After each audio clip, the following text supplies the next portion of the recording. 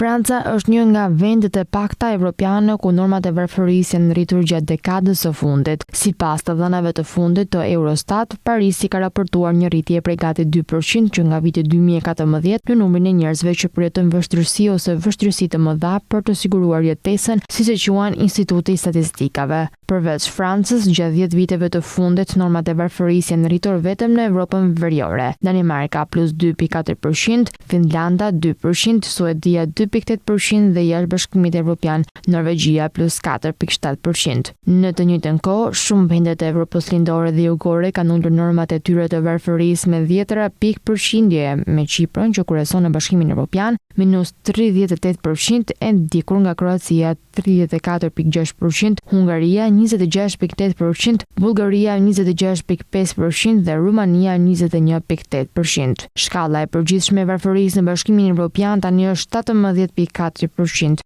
që të thotë se gati 2 nga 10 njerëz kanë probleme serioze për të mbijetuar. Shkalla e fundit e raportuar nga Eurostat përfaqëson një përmirësim të lehtë krahasuar me vitin 2023, kur ishte 19.1% dhe një përmirësim prej 10 pikësh krahasuar me vitin 2015, 27.1%.